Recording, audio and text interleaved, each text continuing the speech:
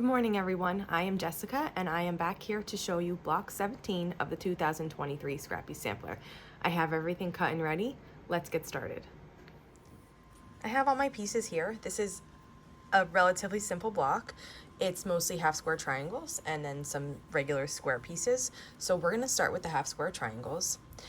You need 8 of one color and then 4 of another and then 4 of your background. So just making sure you're putting the right ones with the right colors. So I have 8 of these purple ones, and I am going to match 4 of them with my 4 background triangles.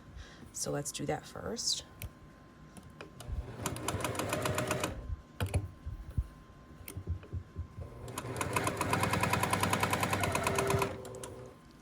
And we're just going to go ahead and sew the 4 of the triangles that match with this color in my background.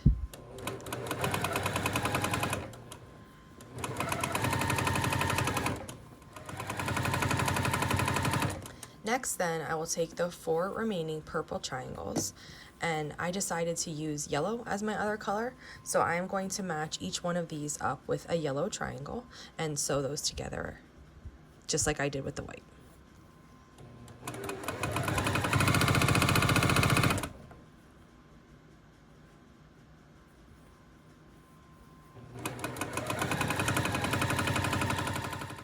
I finished all 8 half square triangles here, and then at this step you can finger press these open just like this, or you can press them with your iron. And then these are made to size, but the only thing you have to trim here are these little overhangs at the edges. So we're just going to trim those away, and then this is what your half square triangle should look like, and it should measure 2.5 inches square. I have all the half square triangles ready now, and we can start assembling our block. This is a really fun, quick one. So essentially this block is 4 squares by 4 squares. So instead of being like a 9 patch, this is like a 16 patch. There are 16 pieces in it. So we're going to assemble it just like I usually do, which is we're going to do the first 2 vertical columns, and then we're going to add on the third and add on the fourth. So in my first column, I'm just looking at the pattern and I'm making sure that I'm putting these things in the right position. And because it's really easy to turn a half square triangle, and then you won't have the design won't look the way that it's supposed to. So these are my first 2. I'm going to start just by flipping this over and sewing this together.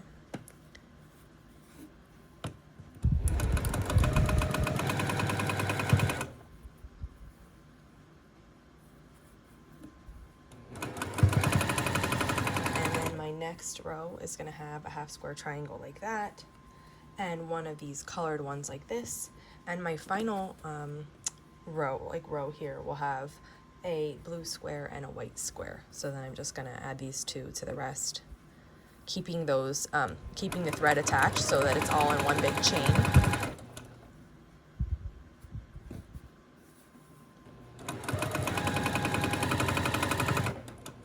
And those are the first 2 columns, and now we're just going to add the third. So the next piece to add is a white background square here. And just refer to the layout and the pattern for this, because you can just look at it as you're having everything, you're laying it out. And this middle makes a pinwheel, so just like knowing that that's the shape you want sometimes kind of helps.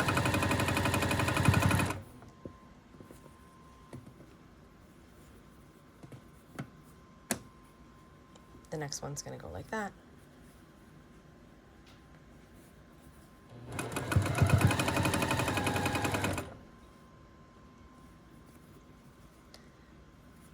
And then I'm on my final piece of the third column, which is a half square triangle. That's the purple and the background. And I'm going to sew these 2 together.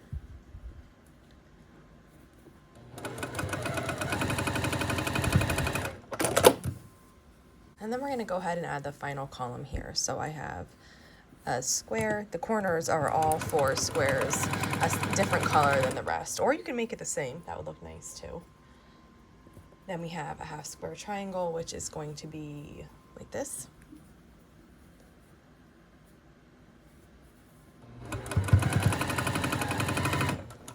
Then we have a white square left.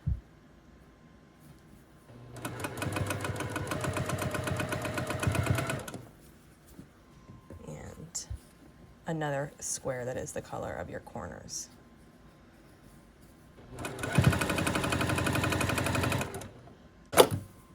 Now we have all of the pieces of the block sewn together in a grid, and they're all laying nicely so that they can't get out of order. They're attached by their threads. And then now we just need to sew each of these rows together. So I'm going to start, and you can just do this like whatever way you want to push the seams, that's up to you. So I'm going to just, let's see, I'm going to do all of the seams just in one direction. So for this first one, I will push them all toward me.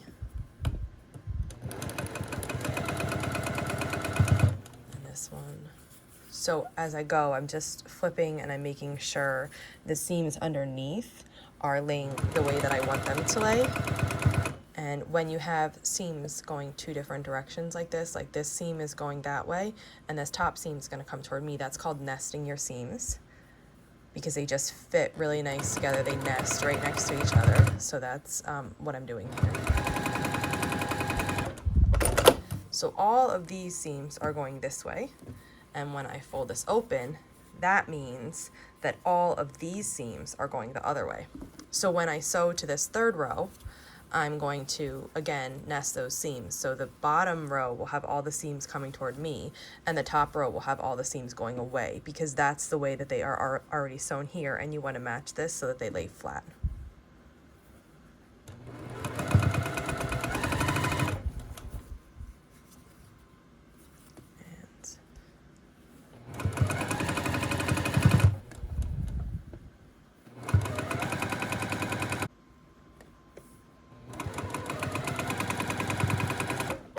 And after we finish that, we have one more row to add, which is this bottom row. And these seams are going toward me. That means the underneath row, they're going to go away from me so that they nest and lay nicely. And if you didn't want to have them going like all the same way in one, if you wanted to alternate seams, like one going one way, one going the other, that's fine. You can choose how you want the seam allowances to go in your blocks.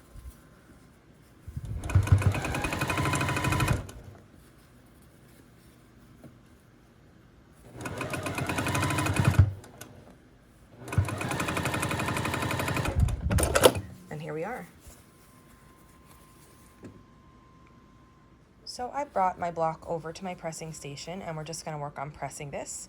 I didn't press along any step of the way, so this is the first time that it's actually going to be meeting with the iron. So first I'm going to flip the block over and just look at the direction that the seams are going. So all these seams are going that way.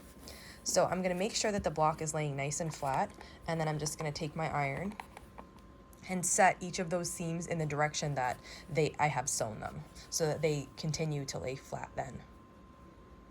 And I like to work from the outside in, so I did this one, and I'm going to flip it over and do the other outside. And these seams are, again, going in the same way as that other side was, so I'm just going to make sure they're laying flat, and then just set the iron on top. And now we'll work on one of the other spots. So I think for this block, a lot of this pressing, the way that I do it, it's just been as I go. I kind of develop what I think would be best for me. So don't be afraid to just like play around and figure out what works for you. But what I did was I folded this in half, and I'm making sure the way that they feel underneath here, my seams are nesting. And I'm just going to press then this long seam, and also the underneath of this, the iron heat is going through and it's pressing, both layers. Then I just gently open that up and set the iron on that long seam again, and I work right up to this seam allowance, but I'm not like right up to this seam here, but I'm not going on this seam yet. I'm just working on this half of the block. And I'm going to flip that over and do the same thing here. So I'm folding it in half, and I'm making sure these are laying how I want them to lay, and I'm going to press that long seam as well as the pieces underneath it, the layers underneath it. And when I feel like it's set enough, then I just gently open this up. I get it going in the right direction with my fingers, and then the iron replaces my fingers and actually presses it into place. So now we have the two edges pressed, and we just need this middle seam. So again, to do that, I like to fold it in half, and I'm making sure these are laying nicely. And I'm pressing this long seam as well as the layers beneath it. And then, oops, I got that in the wrong direction. Let me just fix that. And then when I'm ready, I just gently open this just like I did with the other rows, and I'm just pressing this middle. Now this like center pinwheel, it's really thick, so if you wanted to, you know, look up how to, sometimes on the back these are like swirled in a way so that the middle lays nice and flat, or you could press your seams open if you choose to do that. I don't, and this is what I prefer. I would prefer dealing with this little bit of thickness than to do those other methods, but that's just something I like. You don't have to like it also, just whatever you think is best. And then you just press from the front. Now that you've pressed from the back and, you know, got everything laying the right way, now you can just press from the front until you're satisfied with how it looks. And I am. So we're all set with this block. And we finished already. It was a quick one. So this is, again, block 17. It's an 8.5 inch block. And it makes a really fun design with the pinwheel. And I hope you enjoyed making it. If you have any questions, just leave them in the comments below and I'll be sure to answer. I'll be back soon with block 18. Thanks for following along.